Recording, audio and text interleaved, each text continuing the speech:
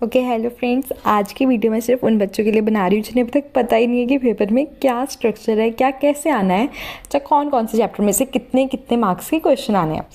तो आज हम इस चीज़ पे पूरी चर्चा कर लेंगे और आपको सब कुछ क्लियर हो जाएगा। तो सबसे पहली चीज़ है हमारा ऊप वाला चैप्टर ऑब्जेक्ट ओरिएंटेड प्रोग्रामिंग। शायद आपने क्लास में पढ़ा हो, अगर नहीं पढ़ा कोई बात नहीं। उसके ऊपर जो मेन चीज़ें हैं मैं उसके ऊपर अलग से वीडियो डाल दूँगी जिस पे क्वेश्चंस आ सकते हैं, जिस पे नहीं आ सकते उन पे करने की ज़रूरत भी नहीं है। जस्ट एक रीड मार लेना बुक से और कोई ज़रूरत नहीं है। फिर आता है इंट्रो टू जावा। एक चीज़ तो आपको पता ही है कि आपके जो हैं 60 मार्क्स के सिर्फ और सिर्फ प्रोग्राम्स आने हैं। थ्योरी सिर्फ 40 मार्क्स का, उसमें से भी आधे से ज़्यादा लॉजिकल क्वेश्चन रहता है। अब थ्योरी कह लो 10 मार्क्स की ही आनी है, सो आपको ज़्यादा से ज़्यादा प्रोग्रामिंग में ध्यान देना है। ओके, फिर आते हैं टोकन्स थोड़ी सी इंपॉर्टेंट है बिकॉज आगे जावा भी करनी है, उसके अंदर हमारी काफ़ी सारी चीज़ें यूज़ होती हैं, तो टोकन्स आपको पढ़ लेने चाहिए। फिर आते हैं इफ़ एल्स, ये तो आपको आता होगा अब तक। इफ़ एल्स और स्विच केस नहीं आता, कोई बात नहीं, हम इसके ऊपर भी वीडियो डाल देंगे, आपको अच्छी तरह से समझ आ जाएगा। इसके बाद आता है हमारे लूप्स। पहले आपको सारा सिलेबस लिखवाती हूँ, फिर एंड पे मैं बताती हूँ कौन से में से प्रोग्राम्स आएंगे, कितने कितने आएंगे, ठीक है। फिर आता है नेस्टेड लूप्स। अब आप बोलोगे इसमें दोनों में फ़र्क क्या है? फ़र्क है, वो भी मैं आपको बताऊंगी पर थोड़ी देर में, चलो भी बता देती हूँ। लूप्स होती हैं जैसे कह लो सिर्फ एक लूप है, फॉर i = 0, i <4, i++, ठीक है। इसके अंदर कोई वर्किंग हो रही है, चली जा रही है, ठीक है। यही जो है हमारी इधर से शुरू हो रही है, एक बारी चलती है, 2 बारी, 3 बारी, ठीक है, 4 बारी चली तो ख़त्म हो गया। नेस्टेड लूप्स में क्या होता है, ये हमारा फॉर लूप शुरू है i = इसके अंदर क्या होगा, लूप के अंदर एक और लूप होगा, जैसे फॉर एक i तो था ही, इसके अंदर आ गया फॉर j = 0, j <1, j++, जगह नहीं है, ये बात नहीं, चलो आप समझ गए ना, ठीक है। तो एक लूप के अंदर दूसरा लूप इधर वर्किंग हो रही है, ये तो अपना चलेगा ही चलेगा, ये बाहर वाला भी चलेगा, मतलब कि पहले ये शुरू होगा, इसकी वर्किंग होगी, ये खत्म होगा, फिर चलेगा, फिर इसकी वर्किंग, फिर से ऐसे, मतलब लूप के अंदर लूप, इसे कहते हैं हम नेस्टेड लूप, ठीक है। चलो, नेस्टेड लूप्स के बाद हमारा आता है स्ट्रिंग्स बहुत ज़्यादा इंपॉर्टेंट है, इसे करना नहीं छोड़ना। ये थोड़ा सा डिफ़िकल्ट भी है बट लेकिन सबसे ज़्यादा प्रोग्राम स्ट्रिंग के ही आते हैं, तो इसे बिल्कुल नहीं छोड़ना।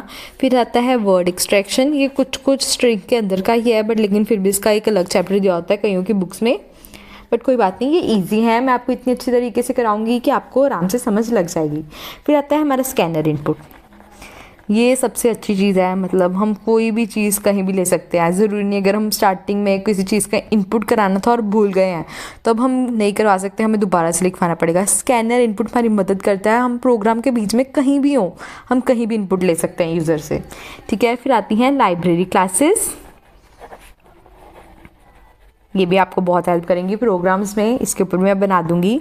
फिर आता है एरेज, फिर आता है हमारा 2D एरेज। 2D एरेज के सिर्फ 4 क्वेश्चन है और चारों में से एक आना पक्का ही है आपके पेपर में, और वो 15 मार्क्स आएगा, और इतने ज़्यादा इजी है ना एरेज, कोई हिसाब ही नहीं है, ठीक है। उसके बाद आता है फंक्शन। एरेज डिफिकल्ट है, 2D एरेज ज़्यादा इजी हैं, ये किसके 4 ही प्रोग्राम्स हैं और चारों बहुत ईजी हैं। Okay, function. फिर आते हैं कंस्ट्रक्टर्स, और इसके बाद हमारी एक ही चीज़ रह जाती है, वो है क्लासेस यूज़र डिफाइंड या इनकैप्सुलेशन। मतलब ये वैसे तो चैप्टर के अंदर ही आएगा बट लेकिन सिर्फ एक इसे अलग से इसलिए मैं कह रही हूँ करने के लिए क्योंकि ये थोड़ी इंपॉर्टेंट है, तो इसे कर लेना चाहिए, ठीक है। अब मैं आपको बताती हूँ इनमें से प्रोग्राम किस में है। लूप्स और नेस्टेड लूप्स ये दोनों प्रोग्राम वाले चैप्टर हैं, ठीक है। इसके अंदर से हमें एक प्रोग्राम पक्का ही आएगा, 1 प्रोग्राम, ठीक है। फिर दूसरा प्रोग्राम हमारा एक होता है स्ट्रिंग्स और वर्ड एक्सट्रैक्शन, इनमें से भी 1 पक्का होता है, इसमें से 2-3 भी आ जाते हैं कई बारी, इसलिए स्ट्रिंग्स करना बहुत इंपॉर्टेंट है। एरे और 2D एरे, इनमें से भी 1 और 2 प्रोग्राम्स पक्के होते हैं, ठीक है। फिर आता है फंक्शन एंड कंस्ट्रक्टर, सबसे ईजीएस्ट चैप्टर, मतलब अगर आपने कुछ भी नहीं किया तो भी आप फंक्शन और कंस्ट्रक्टर के प्रोग्राम्स कर सकते हो क्योंकि इसमें कोई लॉजिक होता ही नहीं है, ओके।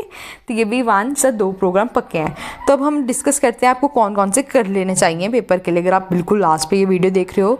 एक आपको स्ट्रिंग्स करना है, मतलब स्ट्रिंग्स थोड़ा लंबा है बट लेकिन फिर भी मैं आपको बोलूँगी ये कर लो क्योंकि इसके प्रोग्राम एक जैसे होते हैं सारे, मतलब 1-2 को आपको समझने की ज़रूरत है, बाकी आप खुद ही कर लोगे, ठीक है। फिर आता है एरेज और 2D एरेज। एरेज के मैं आपको इंपॉर्टेंट लिख देती हूँ, ये वाले बिल्कुल नहीं छोड़ना। एक है स्मॉलेस्ट, एक है लार्जेस्ट, मतलब कि जिन्होंने तो कुछ कुछ पढ़ा हुआ है उन्हें पता लग जाएगा।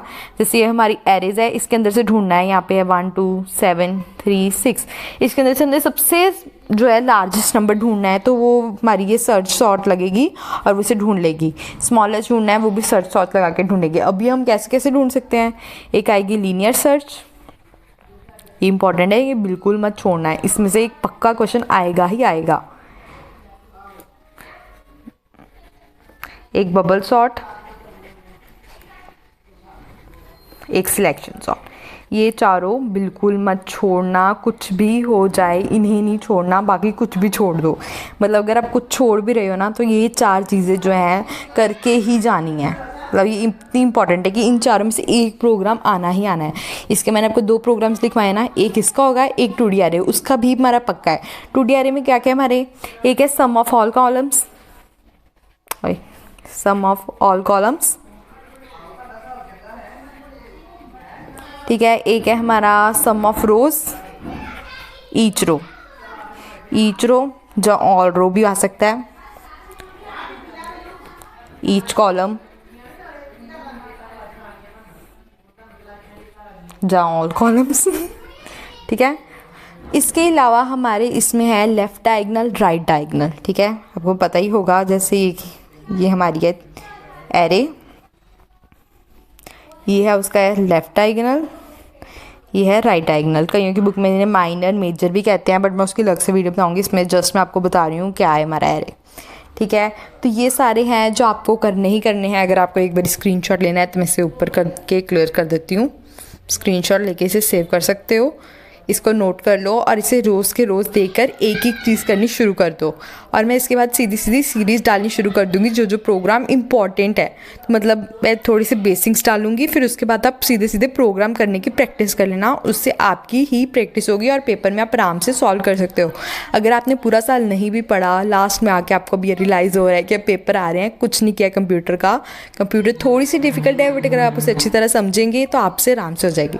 अगर आपको मेरी वीडियो ये हेल्पफुल लगी हो तो प्लीज़ मेरे चैनल को सब्सक्राइब और वीडियो को लाइक ज़रूर कर देना। Thank you.